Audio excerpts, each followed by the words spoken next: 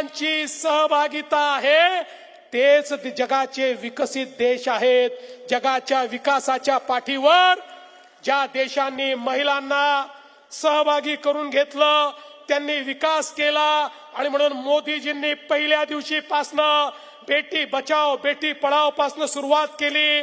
लखपती दीदी पर्यंतचा हा संपूर्ण प्रवास मोदीजींनी या ठिकाणी केला. आणि त्या माध्यमातनं शेवटी महिलांकरता राजकीय नेतृत्व मिळालं पाहिजे या दृष्टीने ही आरक्षणाची संपूर्ण व्यवस्था उभी केली.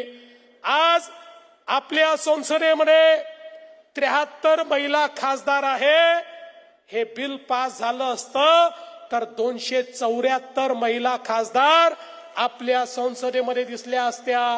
आणि केवळ त्यांच्यामध्ये वाढ झाली असती असं नाही तर आमच्या शेड्यूल कास्ट शेड्यूल ट्राईब आदिवासी महिलांना संधी मिळाली असती. मोठ्या प्रमाणात त्या ठिकाणी आदिवासी आमच्या महिला खासदार झाल्या असत्या. अनुसूचित जातीच्या आमच्या महिला यांच्या संख्येमध्ये देखील या ठिकाणी वाढ झाली असती. पण खऱ्या अर्थानं यांना ती वाढ होऊ द्यायची नव्हती. हे दलित विरोधी आदिवासी विरोधी आणि या ठिकाणी संविधान विरोधी अशा प्रकारचा यांचा चेहरा हा या ठिकाणी ओपन झालेला आहे. आणि म्हणून तुम्हाला एवढीच विनंती करण्याकरता आलो आहे. एक मोर्चा काढून जर शांत बसलो तर आपल्याला येणाऱ्या पिढ्या माफ करणार नाही. एक मोर्चा काढून शांत बसलो तर महिलांना न्याय मिळणार नाही.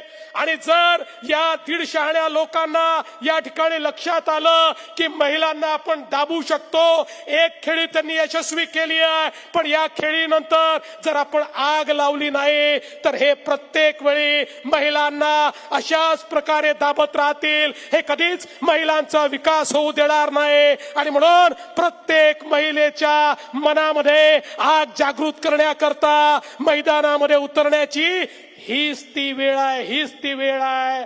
आणि म्हणून तुम्हाला विनंती करतो आज सुरुवात झालेली आहे. सुरुवात ही दमदार आहे पण याच्या पुढे मोठ्या प्रमाणात जागृती करावी लागेल. प्रत्येक महिलेपर्यंत पोचावं लागेल. 1 कोटी महिलांच्या सह्या या ठिकाणी जमा करून राहुल गांधी आणि त्यांचे चट्टे बट्टे यांच्या थोबाडावर त्या ठिकाणी माराव्या लागतील. आणि सांगावं लागेल राहुल गांधी उद्धव ठाकरे आणि पवार साहेब नारी शक्तीची ताकद लाडक्या बहिणींच्या माध्यमातून तुम्ही पाहिली आहे. एकदा बहिणी संघटित झाल्या तर तुम्हाला